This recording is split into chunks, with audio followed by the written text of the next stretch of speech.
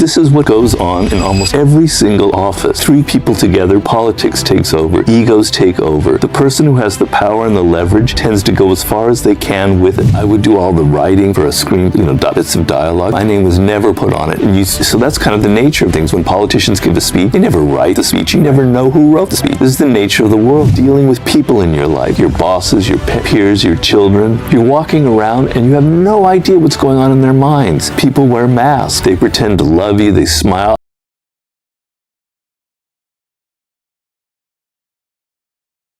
People that are really kind of reach the apex of power, like an Elon Musk or a Steve Jobs or a rock or people in politics, they're weird, they're strange, right? And it's because they're not afraid of what makes them different. So what happens when you're younger, when you're 4 or 5, you know something's strange about you, you're kind of connected, you're in a dream world, and then you enter school and people start saying, oh, that's weird. And the idea of being different kind of gets a negative connotation. But to the degree that you know what makes you different and you lean into it and you exploit it, that's where the realm of power lies. Well, they're not evil, obviously, in my opinion. When I first came up with the 48 Laws of Power way back, 95, I wasn't writing from a position of power, right? I never had any power up until that point. I had been kind of a failure in life, to be honest with you. I had 60-some different jobs. I tried journalism. Yeah, on and I counted one day. We got up to like 64, and then I said, I know I'm forgetting some things. There's probably more like 80, but we counted 64. She commented because she knew me back then. She said, God, you've had so many different jobs in the 3 years I've known you. I said, well, you should just go back further. So anyway, I had never had any positions of power, right? But I had observed, I was a very keen observer. I had some of the worst bosses you can imagine. What we might classify today as psychotic bosses. I had every variety of it. And I'd seen all of these power moves going on. And it struck me that this world is intensely hypocritical. It really, really pissed me off. That this is what goes on in almost every single office. You put 3 people together, politics takes over, egos take over. The person who has the power and the leverage tends to go as far as they can with it, right? They use their power, they intimidate, they manipulate, they do all these things. Not every boss, don't get me wrong, but my experience had been this, right? And so, but the books don't describe it. The books describe power as if it's all about being compassionate, empathetic, being a team player,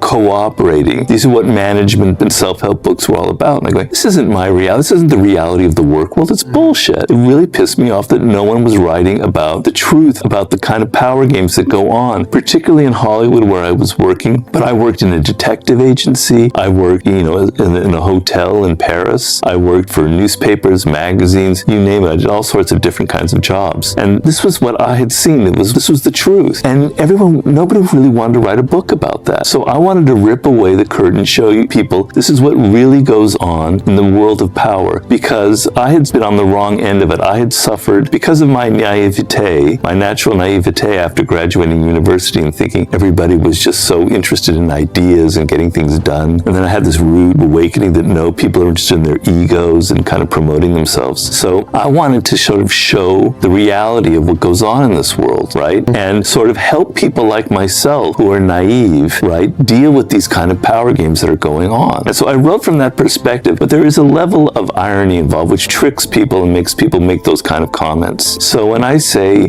play on people's need to believe to create a cult-like following, people are going, Robert is teaching people how to create a cult? Well, nobody's going to use that chapter to actually literally create a cult. What I'm telling you is the world we live in now, there are cults everywhere. Political groups are cults. Kinds of organizations are formed like a cult, part of our 21st century. And so I'm showing you, I'm opening your eyes up to the nature of the world right now, right? When I say always get other people to do the work but take the credit for it, realistically, people who do that, which is the nature of a lot of jobs, in Hollywood. Yeah, exactly. So when I in Hollywood, I would do all the writing for a screenplay, bits of dialogue. My name was never put on it, never, right? And so that's kind of the nature of things. When politicians give a speech, they never write the speech. You never know who wrote the speech, right? This is the nature of the world. I'm just revealing it to you, and in the chapter I describe how you deal with that when somebody does it to you. So, and I know from the emails I've gotten since that book came out 20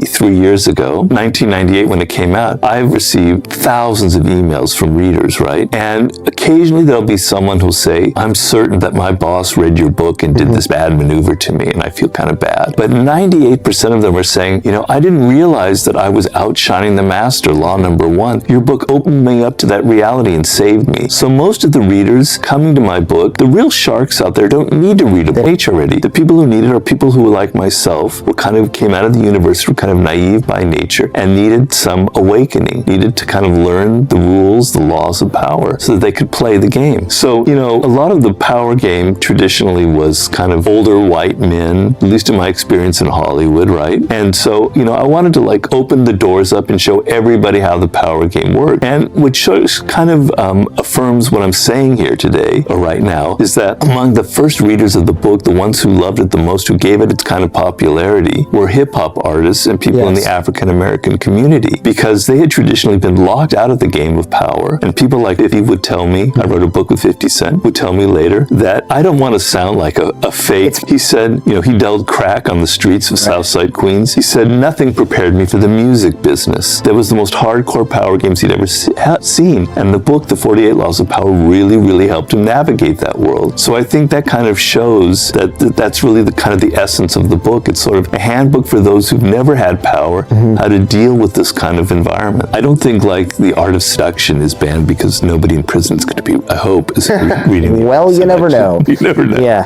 I hope not. But I believe the War book and the Power book are banned, right? Yeah. And who said, Robert, thank you, this book has helped me. Because if you think about it, I'm saying Hollywood is bad. I'm saying the music business is bad. But imagine being in prison. Yeah. That makes Hollywood look like kindergarten, to be honest with you. Yeah, but, in prison, all gloves are off. And it's not just violence. It's all kinds of weird mind games going on to kind of create a hierarchy. I'm the dominant person in this block, etc. And so people would write me saying, I was so confused, and people were, I just didn't know what to do or who was where, and the wardens were which side who people were on. And your book really helped give me some clarity. And sometimes somebody would write and say, I didn't quite feel comfortable with this. I used your book to take over cell block A. Then okay, I don't know about that. Well, maybe you did it to do something good. Who knows? But I think a lot of these people wrote to me after they got out of prison. That makes sense. Yeah. But a lot of people in prison.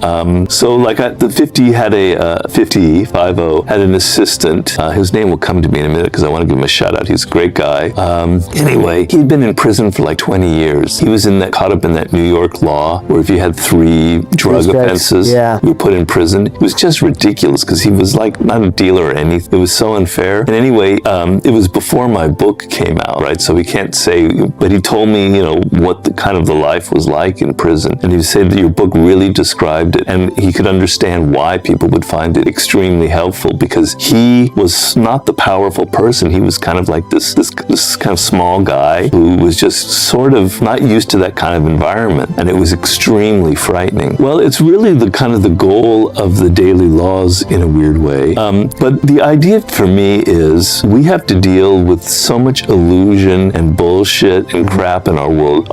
When we leave university, we're filled with all of these misconceptions about people from our parents, from our peers, from just the atmosphere of being in school, what professors teach us. So we don't have a real grip on reality. And then when we enter the work world, we're usually kind of bitch slap by it. And sorry for the, and that word is... Yeah, of course. So suddenly reality is right in your face, and you don't know how to deal with it, and you make a wrong step here and there. You get involved in some kind of emotional drama. It kind of creates a wound that lasts forever. You end up going down this rabbit hole that you can't escape on into your late 20s, etc. And you started off on the wrong foot. So I try and tell people, imagine the following scenario. You have all these illusions about yourself, right? You think you're probably greater than you are. You have a bit of grandiosity. You don't really know what you're good at, what you're bad at, what you were meant to do in life, what I call your life's task. So imagine that you could have this radical realism where you understood who you were, what you're really good at, what your strengths are, what you're not good at, what you were meant to accomplish in life. You had real deep clarity about what you were destined to create in this world. That would be incredibly powerful and liberating for you. Then imagine dealing with people in your life, your bosses, your peers, your children, etc. You're walking around and you have no idea what's going on in in their minds. People wear masks. They pretend to love you. They smile. I love your screenplay, Jordan. It's fantastic. While they're actually thinking, God, that guy's the worst writer I've ever met, right? I'm not saying this personally. Terrible. Okay, so you have no idea what's going on in the minds of people, right? It's our nature. We're born actors.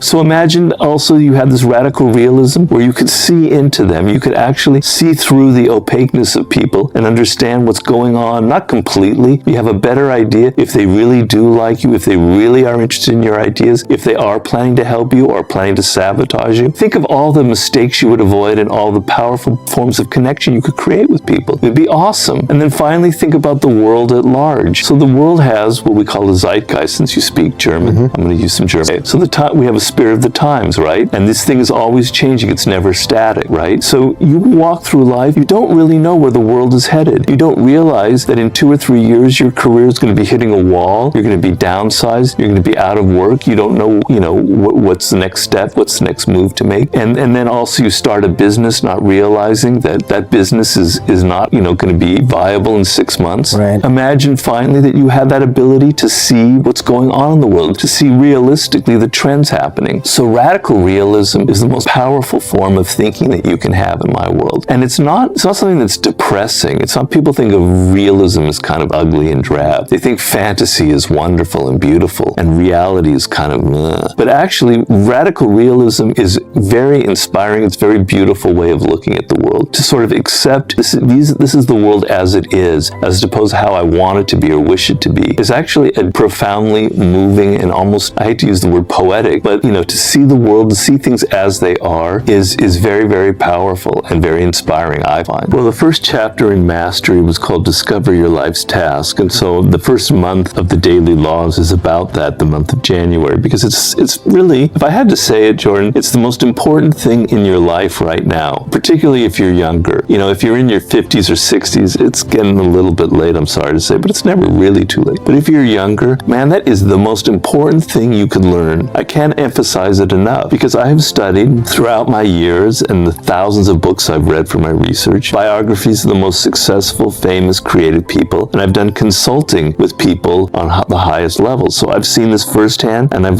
done it in my research. And inevitably, these are people who understood at some point in life that this is what I was destined to follow. This is a path for me. Now, that path might have been, most people, it's like a zigzag. You don't have a straight line. This is what I was meant to do. It's never like that. It wasn't for me. But you kind of have an idea, and it becomes clearer and clearer, and you find that path, and it leads to so much power, become so creative and so energized because you enjoy your work, you learn faster, you're engaged emotionally with what you're doing. It is so important. And a lot of people who are successful had a clear idea when they were 5 or 6. Some people discovered it at the age of 12 or 18, 35, probably 80 jobs later when I got to write the 48 Laws of Power. But anyway, so it's not easy, and a lot of people get confused. And why do you get confused? Well, the psychologist Abraham Maslow, who studied a lot of children, for instance, he said that children, and you'll maybe know this with your 2-year-old, they have what he calls impulse voices. And these are voices that say, I like this, I don't like that. I like this kind of food, I hate this, I'm going to spit it out. Right? I like this person, I don't like that person. They're very clear. They know what they like and what they don't like. It's so obvious to them and almost pre-verbal. So everyone had that because it's the nature of being an infant in this world, right? Because it's natural. It's a voice that's naturally inside all of us. And then as you get older, you start listening to Mr. Harbinger and Mrs. Harbinger telling you, don't do this, Jaden. Do this. This is what you should behave like this. Don't behave like that. And the kid starts getting a little confused. So I say, well, my voice tells me to do this, but I'm told not to do that. And slowly you go through a process where you're not hearing it anymore. You're hearing what teachers tell you. You're hearing what parents tell you. You're hearing what peers are telling you about what's cool, what's not cool. You're hearing what social media nowadays is telling you. I'm talking about like your career, what you were meant to do. And then you arrive, you're 18, 19 years old, and you haven't a clue because you can't hear that voice anymore. And you're going to try this, that, the other, not based on things that are deep inside of you, but based on what other people have told you should do or what they think is cool. And you're going to end up trapped. You're going to end up choosing a career path that seems seductive and interesting and lucrative. And 5 years down the line, you realize it doesn't really interest me. And you hit a wall and you go, fuck, man, what's going on with my life? You start maybe drinking. I know I'm giving you a little exaggerated scenario, but you start drinking. Continue. So far, spot on. Online porn, on and on and on and on and on, right? Okay, yeah. So, and then you're 30, and then it's starting to get a little late. So the problem is, how do you clear away all of that noise, that white noise that's drowning out your impulse voices, and actually hear what was your voice when you were 2 years old, right? And so it's a process. I've done it in consulting with people, trying to help them figure it out. People will say, Robert, I have no idea. So, I haven't a clue what I was meant to do in this world, right? You talk about my early childhood, I can't remember anything. Okay, so it's not, for a lot of people, it's not obvious or easy, and I understand that.